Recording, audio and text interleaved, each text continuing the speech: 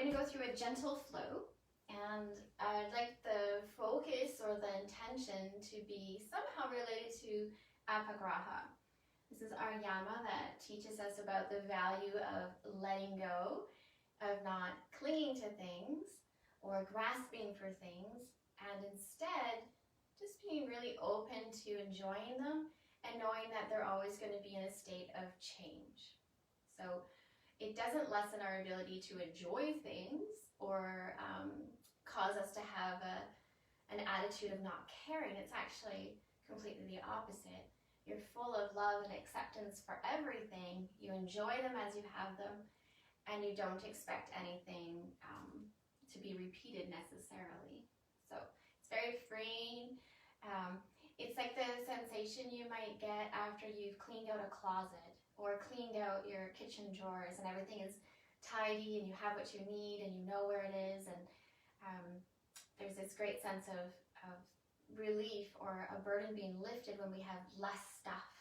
So if you've cleaned out your closet yet for spring, oh my goodness, it's so amazing to have a nice organized closet with all the pretty sundresses and tank tops and shorts out and ready for you to wear, and all the sweaters and heavy socks and heavy pants are packed away.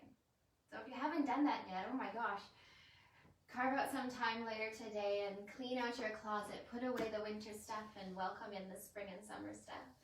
And anything that you don't love, if it doesn't spark joy, donate it. I know that there's nothing open right now for donations, but give it some time, pack it away, and you always have the opportunity to go back through it again if you're storing it and see if it really does need to be passed on. Let's get started. We're going to start, as always, in a comfortable upright position. You can be cross-legged or any other shape, and we'll just take a few moments to find a way to relate the yama of Aparigraha to our physical practice. And that might mean something different for you. For me, I have to be really,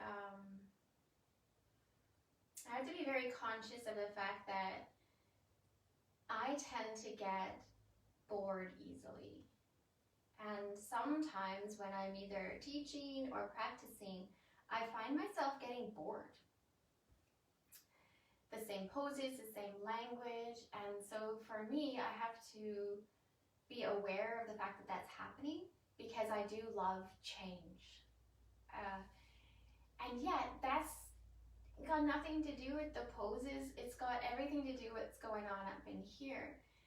I might be thinking about the poses in the same way. I might be resistant to taking my awareness to different parts of what's going on.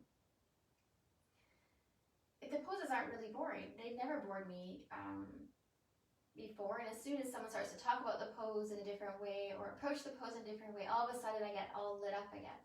So it has nothing to do with the poses. The poses are boring. What's going on in my head is like a feedback loop that's on repeat. And I just need to break out of that rut and think about things in a slightly different way, and all of a sudden things are exciting and new again. So I invite you to do the same. Let's get started. Please close down your eyes. Have your hands either palms down or palms up on the knees. And we'll take a few moments to settle into the breath. We're going to do a gentle flow practice. So you want your breath to be just maybe a little bit slower and deeper than your natural breath. We're taking the time to bring your awareness so that the belly is pushing out or expanding as you inhale. So you're filling up the lower lungs. And as you exhale, you're gently drawing the belly back in, squeeze all the air out down nice and low, and then stay with that fuller, deeper breath.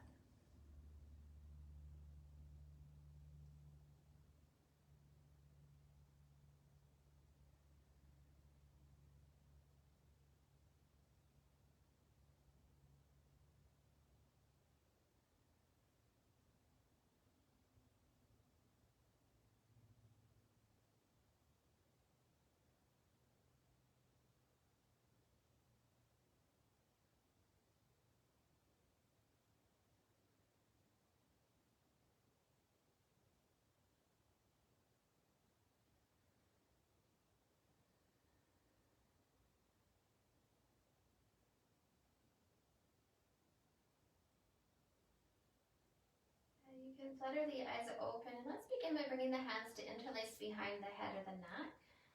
You can cup the back of your occipital bone, so the back of the skull, that nice little rounded bone. And we're going to start to lean side to side.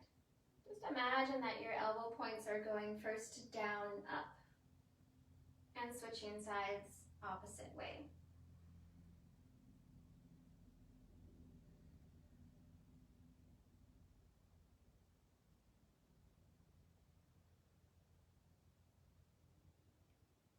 As you move through this action, you might find that things get a little easier. Perhaps you can side bend a little deeper, or maybe you want to stay a little longer.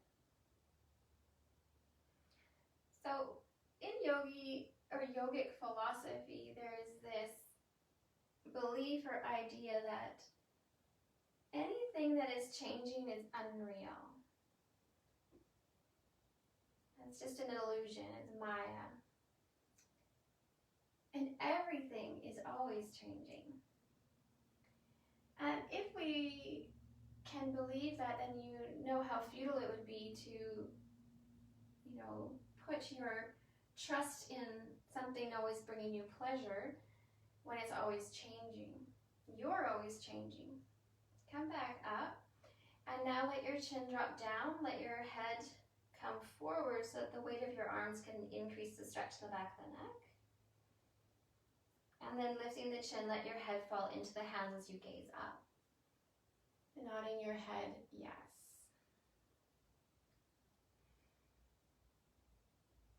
So if things are always changing and we're always changing, then we should approach these things with an attitude, accepting that they're always changing. Relationships, objects, they're getting old. We're changing, so their relevance to us may also be changing. And instead of clinging and hoping that things don't change, instead, just fully appreciating them in the moment. And just a few more nods.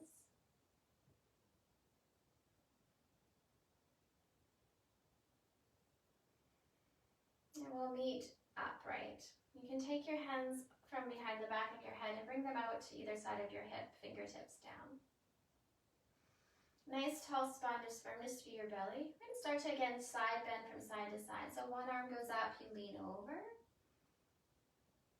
And then coming up and over to the other side. So we're going to float from side to side. Just noticing. You might have restrictions in the shoulders, or maybe it's the neck. I did something to my shoulder recently. I have no idea how it happened. And it doesn't bother me very often, but every once in a while I'm like, ooh, that's not normal.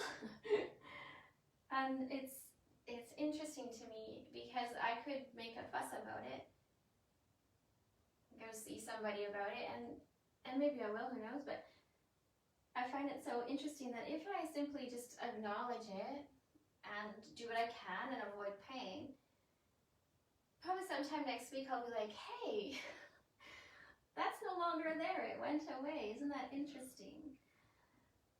So it's important to recognize that these things are happening all the time. Last time going over to this side, and we'll meet back up at the top. From here, we're going to be doing some twisting, but I like to do it in a free-flowing way. So arms again out to the side, but the fingertips are now lifted. Start to rotate through the torso, swinging your arms from side to side. And you want to be gentle with this. So if you've got a tight low back, you're going to want to make this a little slower, smaller to start. As the movement starts to ease out any tension in your back, then you can swing your arms a little bit faster or bigger.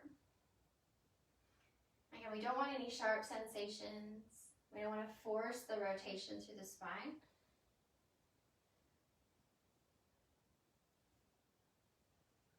You can start to add your eyes into the swinging. So as your hands go to the right, take your eyes to the right, and same to the other side.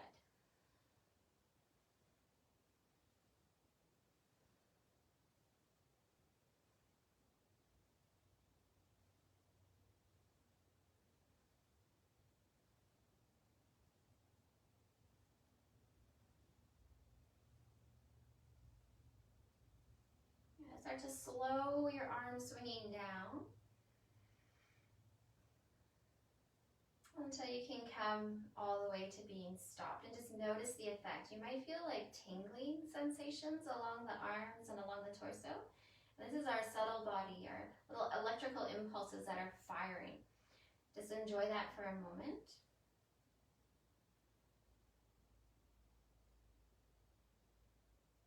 And then we'll come out of seated and arrive in tabletop. Add the extra padding under the knees or under the palms of your hands if you need it. And we'll meet in tabletop.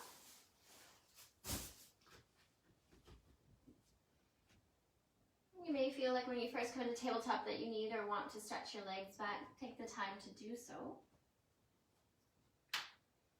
Ooh, crack, crack. And then bringing the knees underneath the hips, wrists underneath shoulders. Just let your hips gently rock side to side.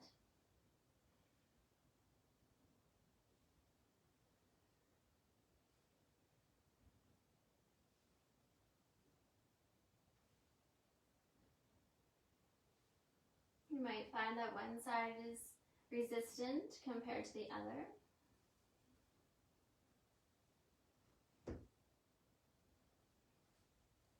We'll come back to center, and now letting the weight go forward and back. So as if you're going to go into a child's pose, and then coming forward, plank on the knees. You can decide how far back you go and how far forward you rock. You may choose to stay a little longer in one shape or the other. Allow it to be fluid. Just a small amount of effort as you come forward, firming the belly, strong straight arms. And a release as the hips go back.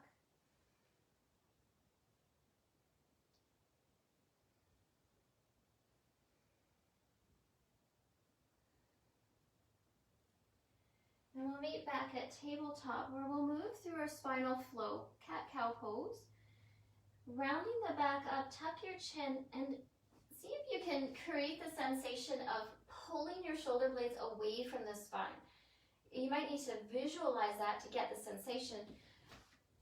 So you could also think about creating an arch from armpit to armpit where your chest is lifting up. Arms are super straight, and you're creating as much sensation between the shoulder blades as you can. Then you're going to hold the sensation there. And when you need to release, we'll go down into the cow pose. So belly drops. Gaze will naturally want to go forward. Tip of your tailbone is pointing up. And then moving in between those two shapes.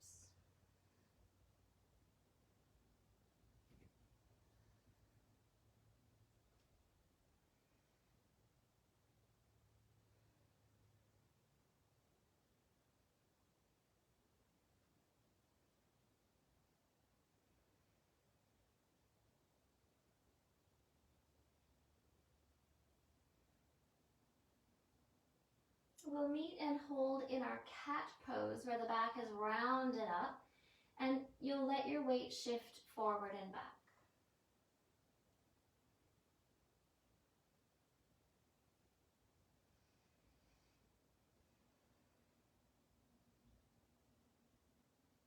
We'll come back into our neutral tabletop so that we can let the belly drop back down, cow pose. Shoulders are pressing down and back. You got a nice strong straight arm. Keeping this shape, bring right hip to right shoulder, and then switch side, left hip, left shoulder.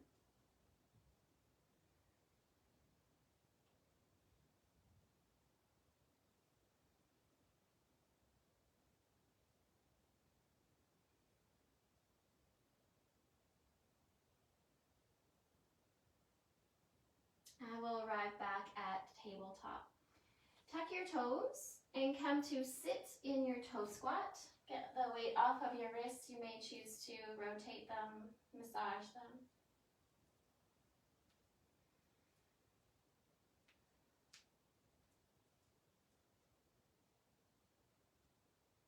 Open and close the fists and the hands.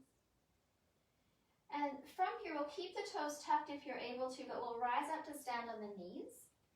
And I'd like you to squeeze your glute muscles and push your hips forward. So squeezing the glutes, hips go forward. From the side, you should see that the knees and the hips are in line. You've got firmness through the belly. From here, take your arms right alongside you so that the forearms are parallel to the floor, let's say. And roll the shoulders and squeeze your elbows towards each other. So they're just slightly back away from your ribs. You've got firmness through the low belly and you're lifting up through your sternum. You're going to keep that as you squeeze elbows together, and your gaze will just naturally want to go slightly up. Elbows are squeezing, shoulder blades are also squeezing. You're going to keep this and see if it's available for you to lift a little higher and lean back.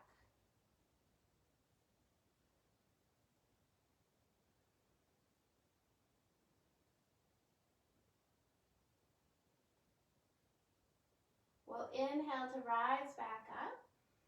And we'll do that again, but this time the hands will be like we're sliding them into our pockets. With your fingertips, you should be able to feel that you've contracted the glute muscles. So you're squeezing, you're pushing and driving the hips forward. Keeping the alignment, roll the shoulders, squeeze the blades together, squeeze elbows together. Have that pulling up sensation to the front of the body. And again, we'll let the gaze move up. And we'll just see how it feels to lean back.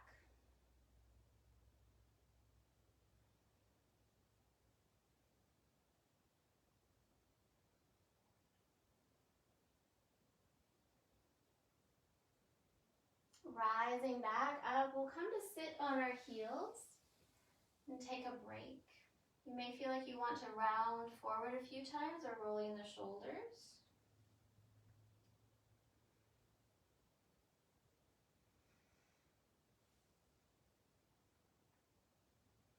And we'll move on from here by coming into down dog. Plant your hands, tuck your toes, lift knees and hips up. And we'll spend a few moments exploring this shape. You may want to take your feet a bit wider. You may want to explore the sensation of having deeply bent knees and lengthening through the spine.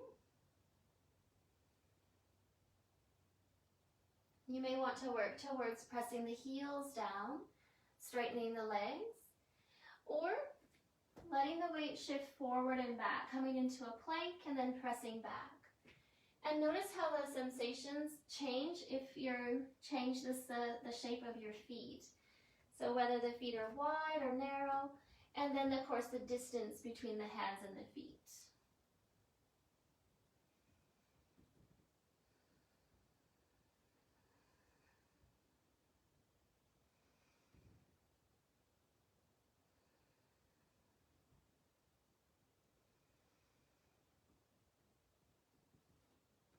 Just a few more breaths, exploring, making small changes, just noticing how things feel.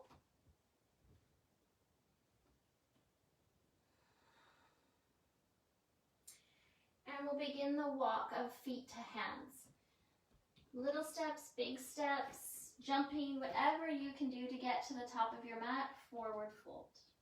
Allow yourself to soften.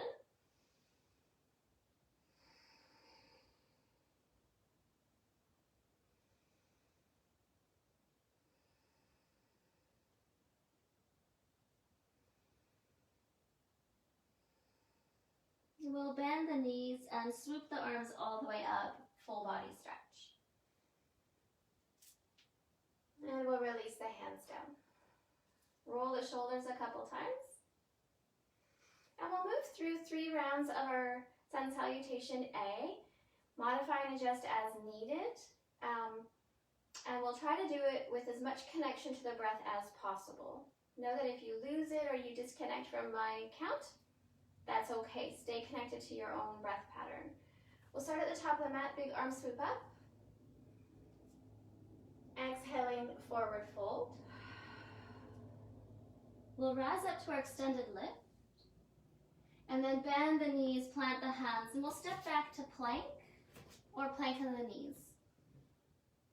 You may have a breath or two here. Wait for your exhale. When you're going to exhale, push the weight forward, bend the elbows lower to the belly. Untuck the toes. We'll curl up into our back bend, but we'll hold at the top. Making sure that the tops of your feet are rooted. Perhaps the knees have lifted. You've got firm legs. Not too much pressure down to the hands, but using the mid to low back to get this peeling away from the floor action. You may have to adjust the placement of your hands. Further out in front, more like a Sphinx pose if you need more support. Hands under the shoulders, or hands farther back for preparation for Chaturanga. We'll exhale, release. Tuck the toes, press back up to plank or plank on the knees. And then we'll go back to down dog. Moving, walking it out, exploring.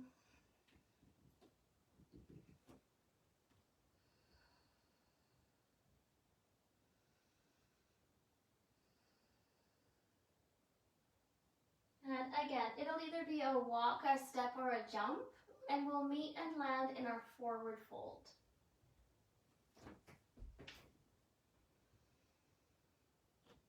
We'll rise up to our extended lift. It's either coming onto your fingertips or hands to shins if you prefer.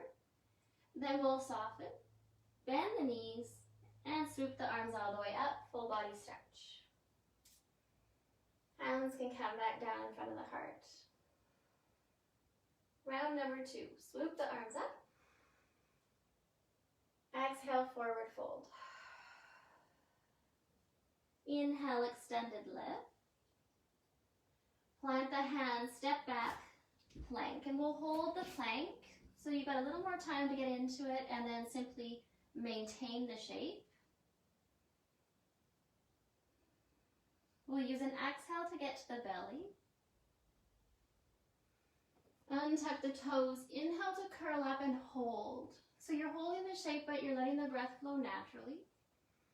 You can use the breath as a guide to maybe deepen the back bend if you feel ready.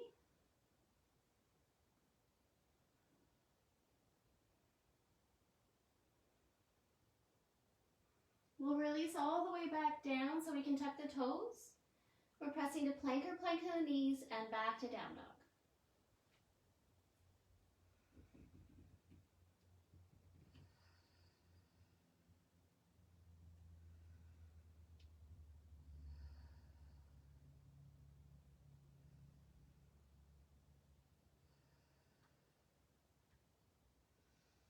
Walk, step, or jump your way to the top of the mat, landing and relaxing in forward fold.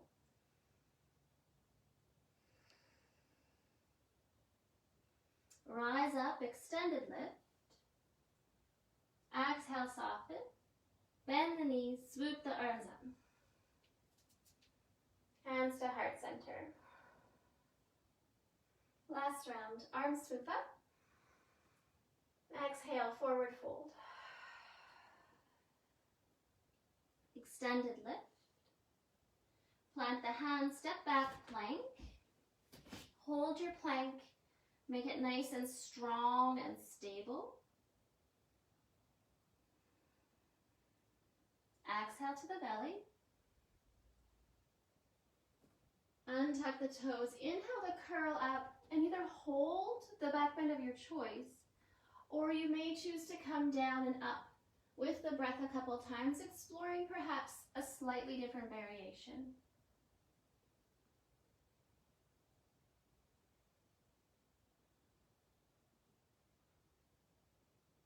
We'll release to the belly.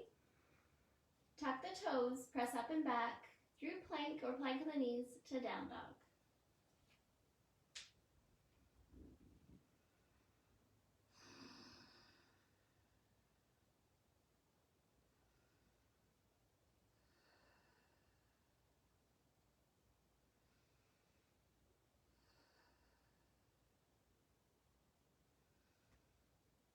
Lift your heels, bend the knees, come down into a child's pose. Take your knees quite wide, big toes will be touching.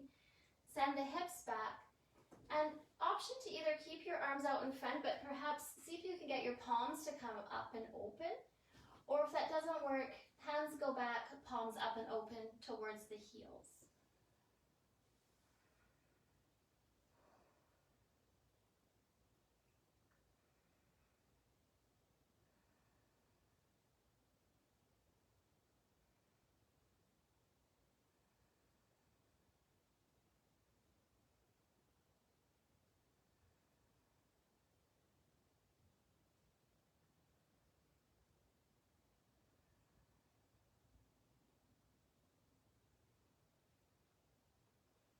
We're rising back up to meet in tabletop. I'm going to pause here and remind yourself of what your intention was or what your focus was on today. If you find that you're sort of clinging to what a pose should look like or feel like, maybe based from previous experiences with the posture, see if you can just let that go and instead enjoy all the shapes, all the transitions, all the new information that you're receiving without that idea of clinging to it, how you want it to be the same all the time. It never will be. From tabletop, we'll rise back up, down dog. And we're going to work on our three-legged dog. Now know that you could do this from tabletop with a leg extension if you prefer, but we will work from down dog if you're able to. We'll take the right leg up first, and we'll keep the hips level. So that means that the leg won't lift as high. Instead of getting height, think about extension. So flex your right foot, push out through the right heel, keep your hips level, hip points are pointing down, and activate more through the arms. Send your hips back. You can always take your gaze back to the foot that you've lifted and see if the toes are pointing down. They may be just slightly turned out or quite turned out, and if they are, can you get the toes to again point to the mat and not out to the side? Hold here.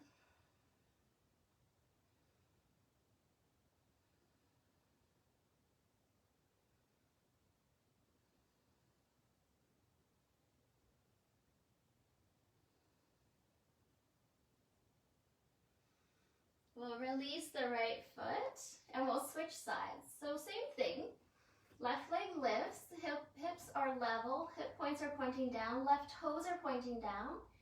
And instead of thinking about how high the leg is lifting, get more emphasis into pushing your hips back and straightening the arms.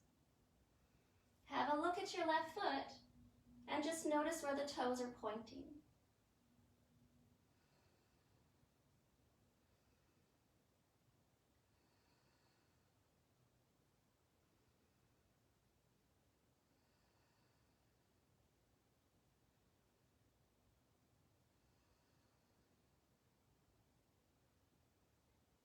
Release the left foot and we'll come down into a narrow child's pose. So knees all the way together, ankle bones touching, hips to heels. Choose whether you prefer your arms to go forward or back. Rest the forehead on something. Let the breath become softer and gentler again.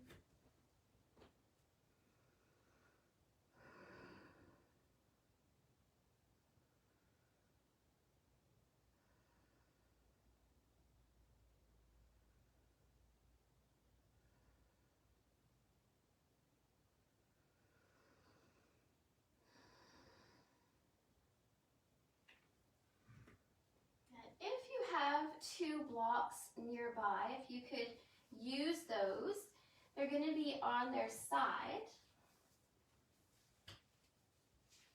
underneath your hands. So placing the blocks out in front of you on their side so that they're not too high, they got quite a bit of stability. And we're going to bring our hands onto the blocks and rise back up into our down dog. Make sure that they're not going to slip or slide and that you're not going to risk any injuries to your wrists. The distance between them, again, you'll have to play with a little bit. You're going to want enough space between them so that you can step forward, but not so much that they're wide and you're compromising the strength of your shoulder joint. So we'll start by placing the hands on the blocks and then tucking the toes, lifting the knees and the hips, and just playing with how this feels for you. If you haven't worked with the blocks under your hands, it might feel quite different.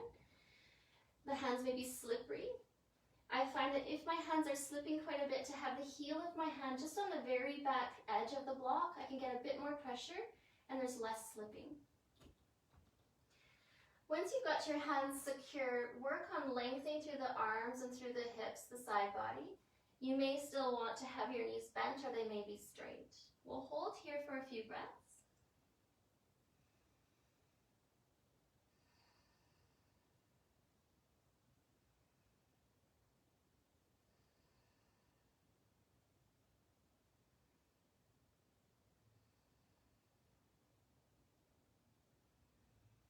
And allow the knees to come back down to the mat.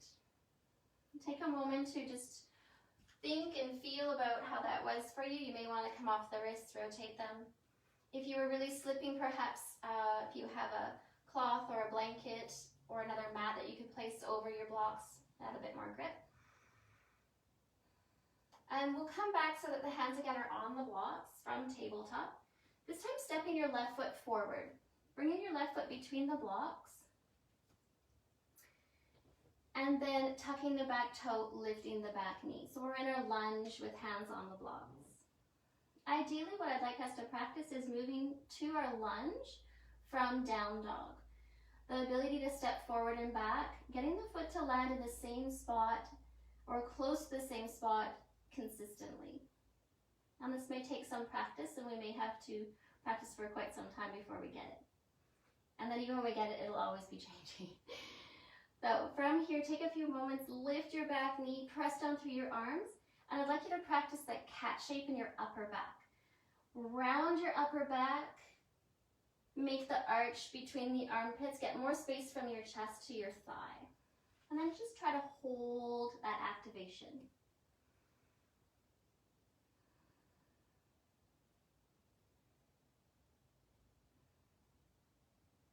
We'll bring the back knee down. And we'll switch feet.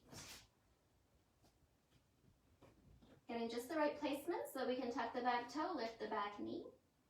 And then once you feel like you've settled, we got a nice alignment of front knee over ankle, back leg is lifted, lengthening through the spine. Then get the action in the upper back. Round the upper back, think cat pose, strong straight arms. And then hold.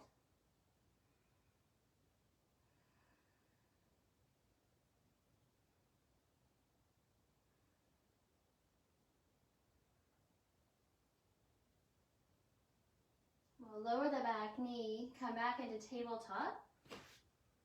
You can sit on your heels, toes tucked or untucked. Get the weight out of your wrists.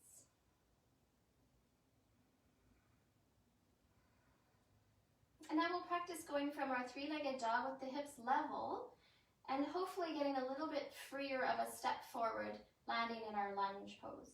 You're going to want to make sure that your hands are very secure on your blocks and that you use a little bit of a sense of humor and some momentum.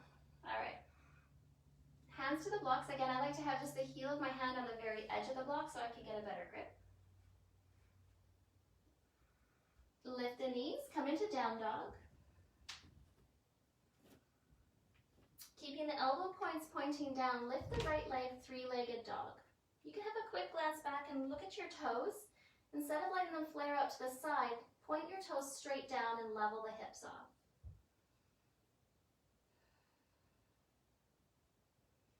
Keep your gaze about a foot back from the blocks for now, so that you're not looking too far forward. As you start to bring your right knee underneath your chest, round in the upper back, create the arch between the armpits, pull knee towards your chest as best you can, and then place the foot forward. It may feel like your stance is short, and know that that's okay. We can always wiggle the back foot back and find our perfect lunge. We'll hold here for a moment.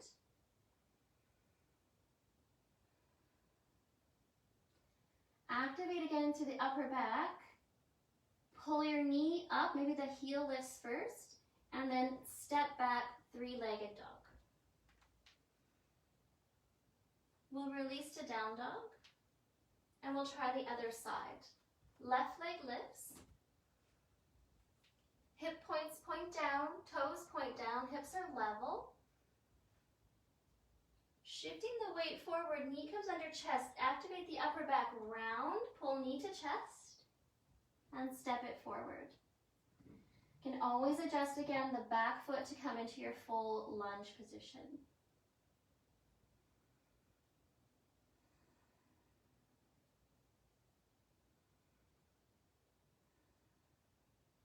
Good. Preparing to step back. Roundness through the upper back. Pull knee up. Maybe it's just the heel that lifts first. Shift the weight into your hands and step all the way back, three-legged dog. And we'll release to down dog. From here, walking or stepping your feet both up between the hands, landing in your forward fold. Grab opposite elbows, get the weight out of your wrists and just hang here, relaxing, bending the knees or straightening the legs, your choice.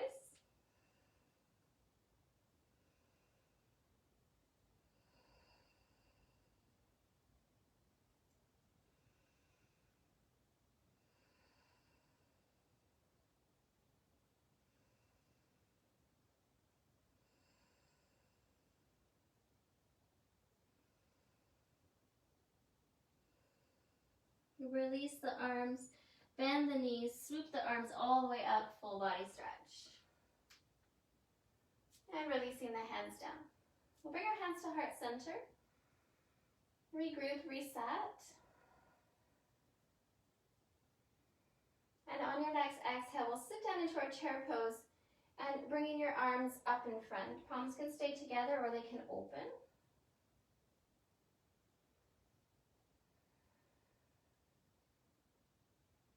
Exhale, forward fold. Hands can come to the blocks. We'll rise to fingertips, extended lift. We'll bend the knees, plant the hands, and step back into your plank pose. Hands around your props. Holding a nice, strong, straight plank. We'll press back, down dog. Adjust your hands if you need to so you've got a really nice, stable base.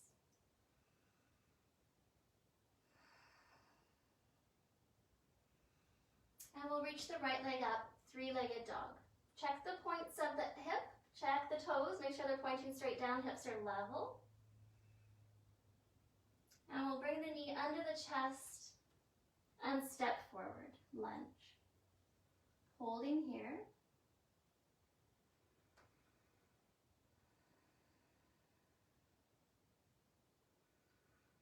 Create the rounding through the upper back, strong straight arms, lift your right foot, stepping back, three-legged dog. Returning to down dog, we'll do the other side. Left leg lifts. Drawing knee under chest, rounding to the upper back, stepping forward, lunge.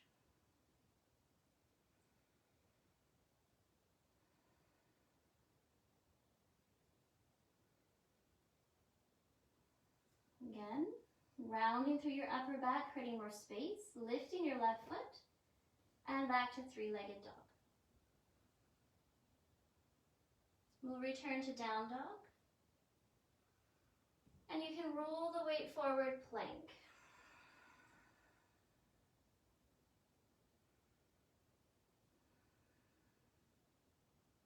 Press back, down dog.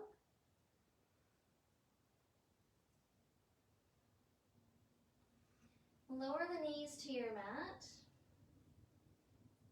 Keep your hands on the blocks if you can. Untuck your toes. Hips will glide back towards the heels.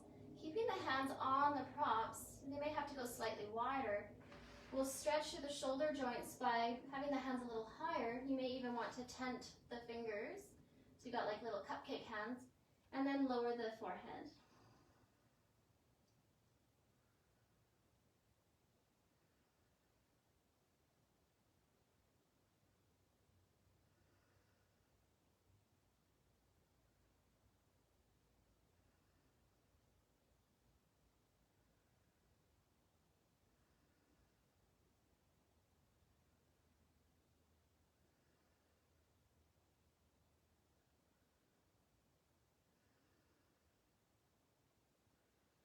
Rising up into tabletop, hands can still be on your props, We're going to bring the right knee forward, preparing for our pigeon pose. So take the right heel over to the left, position the right knee and shin at the angle that your knee will tolerate, and allow your left leg to inch back. You may need to take one of your props and place it underneath the right sit bone, or you can keep them out in front to bring your forearms down onto. As we settle into the pigeon pose, you may want to come out of it, readjust the front knee, and then settle back down. We're going for the same action in the hips, level hips, so we're not over to one side more than the other. And that's where you may need the prop to help level your hips. Back leg is long and straight, and you're relaxing through the upper body. We'll hold here for a few breaths.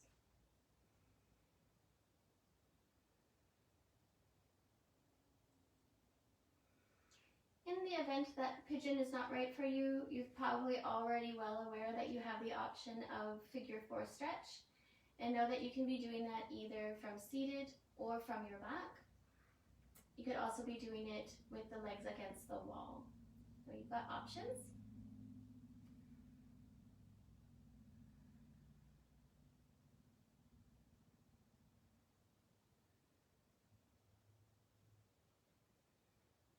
Now, if you can, bring your hands back onto either the mat or to your props. We'll tuck the back toe. We'll lift up and either go back to down dog or to table. Move around a little bit.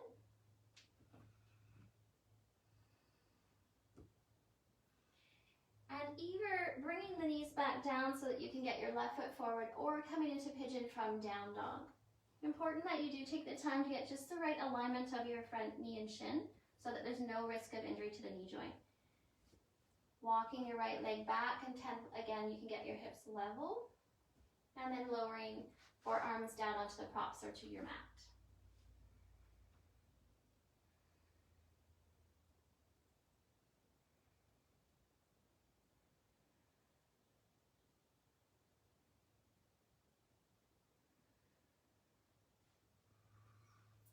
Sometimes there's a lot of comfort in having something, a sensation, or a person that is really predictable and dependable.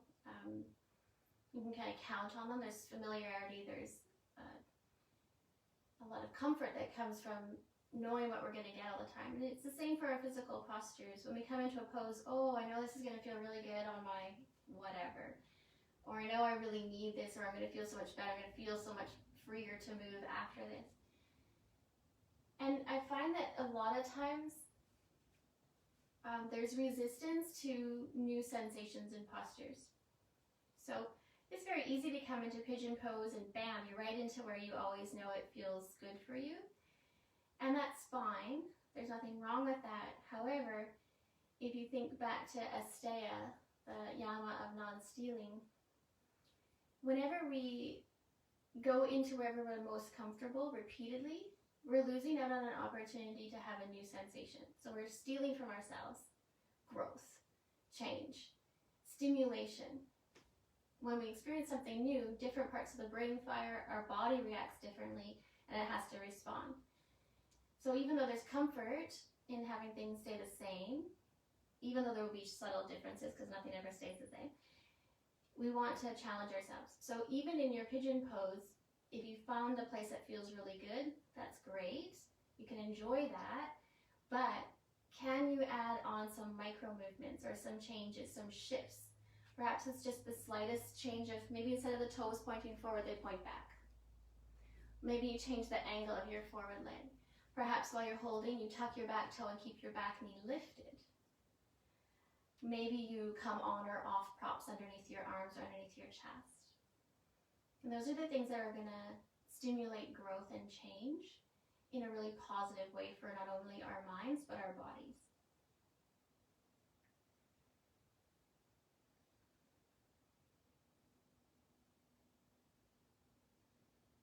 All right, let's take a moment to come back up onto the hands. Again, you're going to tuck your back toe, lift your back leg, and ease either to down dog or table.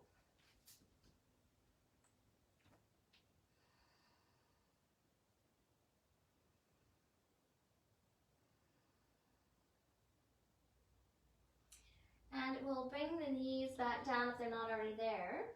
And we're going to use the props still, but you know that you can take them out if it's too much.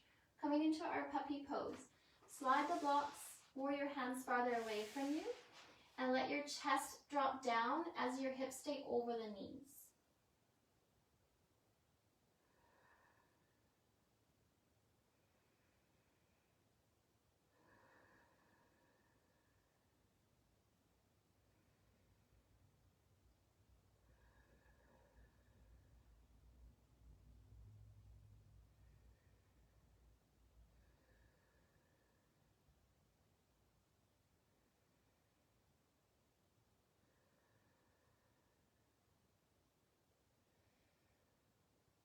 Press down to rise up.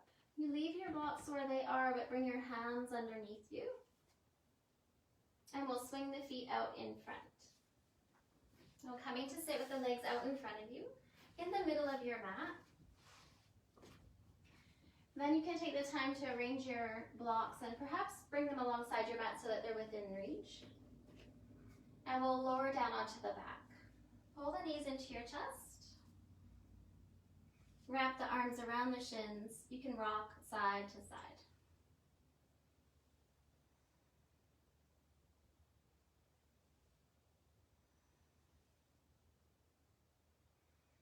Rocking the knees to center, take the arms out to the side, either airplane wings or cactus arms. And then with control, let your knees come to the right until they either come to your prop or to the floor.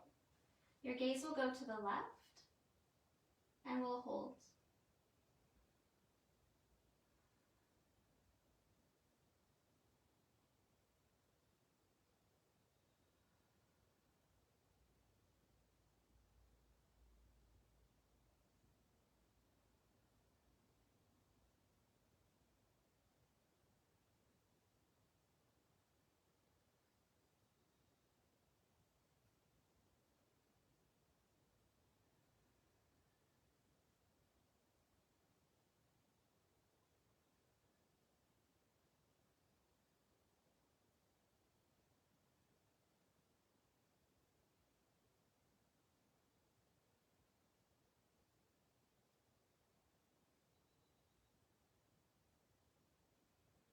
Bringing the gaze to center, lift the knees back to center. And make any small adjustments or move props if you're using them. And we'll let the knees go to the left and the gaze to the right.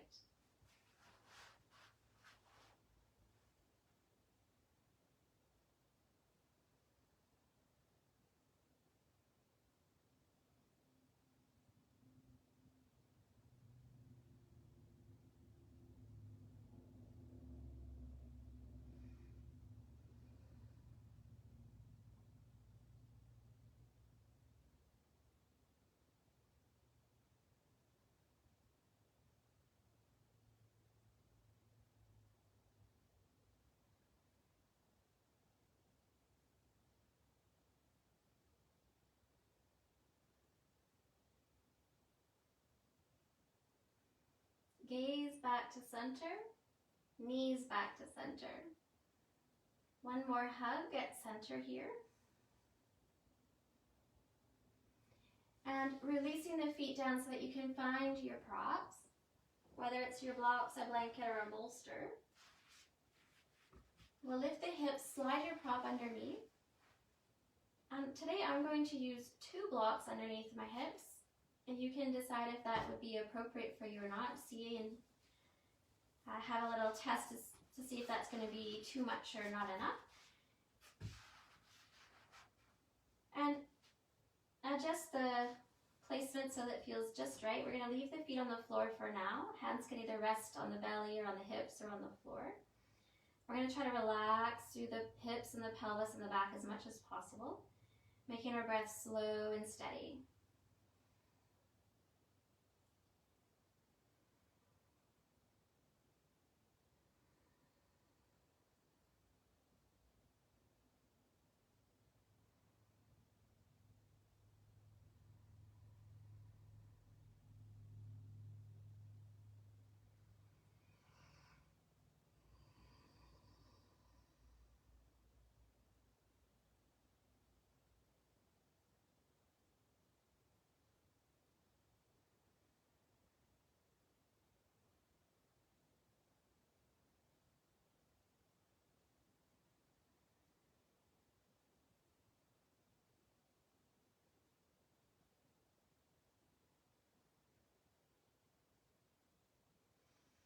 take about another 5 or 6 cycles of breath where we are, and then you're going to have a choice. The choice will either be to remove your props and come into Shavasana on your back, or to remain on your props, extending your legs up towards the ceiling and having your Shavasana there. So a couple more cycles of breath, assessing how you're feeling, which option will appeal to you the most, and then you can make your way into your choice. Move slowly and carefully, adjusting props, adding blankets or eye covers should you want them.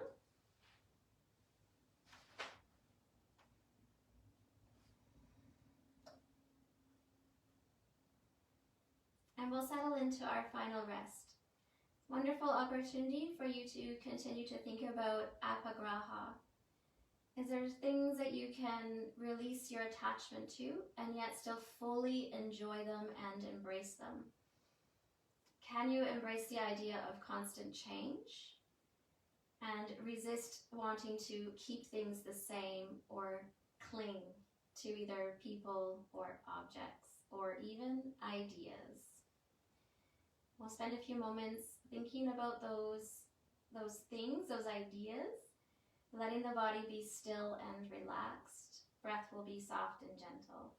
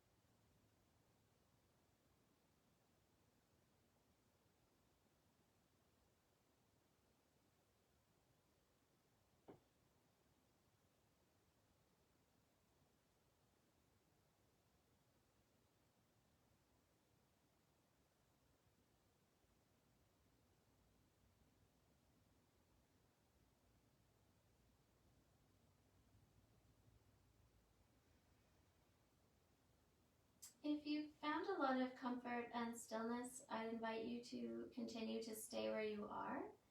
If you need to get moving and come out of your final rest, take your time easing your way gently, either bringing the feet to the floor or perhaps drawing your knees into your chest one more time, and easing your way either onto your back or onto your side for a few breaths. Perhaps a few more movements or stretches.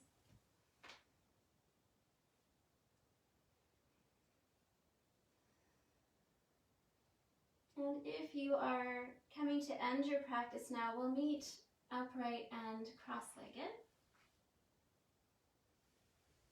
If you have the opportunity to stay longer, I invite you to stay longer in your Shavasana.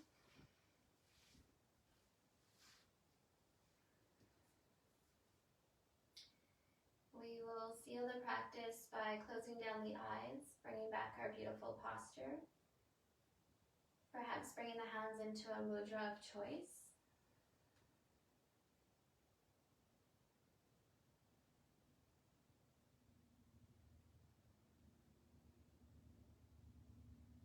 And may you embrace the yama of Aparigraha fully. And it may mean going and cleaning out a closet, or it may mean embracing the fact that things are always changing and knowing that that is natural and can be full of joy and comfort, accepting change, constant change. Thank you for allowing me to guide your practice. Have an amazing day or evening, and namaste.